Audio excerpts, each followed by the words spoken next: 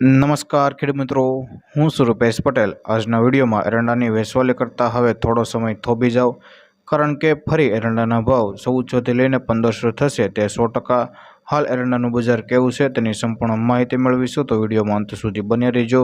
તેના પહેલાં જો તમે અમારી ચેનલ ઉપર નવા આવ્યા હોય તો ખાસ નીચેનું લાલ કલરનું સબસ્ક્રાઇબનું બટન દબાવી આ ખેડૂતો માટેની ચેનલમાં જોડાઈ જજો, જેથી તમને એરંડાને લગતા તમામ સમાચારો, એરંડાની માહિતી અને એરંડાના તાજા બજાર ભાવ સૌથી પહેલાં જાણવા મળે।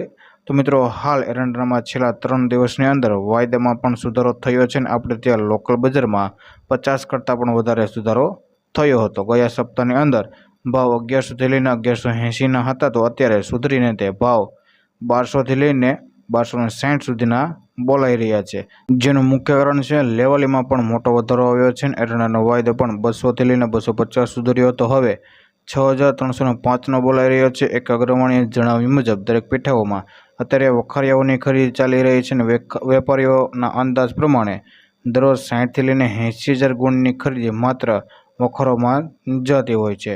એરંડાની આવકો ધીરે ધીરે ઘટીને તેજી યથાવત રહેવાની ધારણા છે।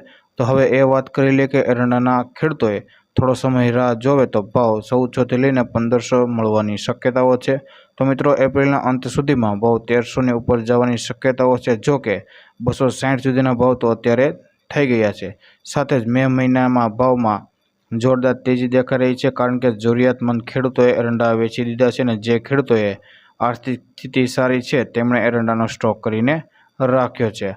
હાલ ગુજરાતની અંદર 1.60થી લઈને 1.65 લાખ ગુણના વેપારો થઈ રહ્યા છે, જેની સામે પીઠાઓમાં 1.30 લાખ ગુણના વેપારો થયા હતા અને રાજસ્થાનમાંથી 15,000 ગુણીઓની આવકો છે, તો કચ્છમાં 8થી લઈને 10,000 ગુણીની આવકો થઈ હતી। તે ઉપરાંત ગામડે બેઠા 8થી લઈને 9,000 ગુણીના વેપારો થતા હોય છે, એટલે વાયદા અનુસાર મે મહિનામાં ભાવ 1400થી લઈને 1500ની વચ્ચે બોલાવવાની શક્યતાઓ છે।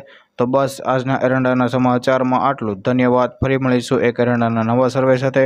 ખેડૂત મિત્રો, આ વિડીયો પસંદ આવે તો લાઇક કરો, શેર કરો, અમારી ચેનલને સબસ્ક્રાઇબ કરી નાખજો, જેથી તમને એરંડાને લગતા તમામ સમાચારો, એરંડાની માહિતી અને એરંડાના તાજા બજાર ભાવ સૌથી પહેલાં જાણવા મળે।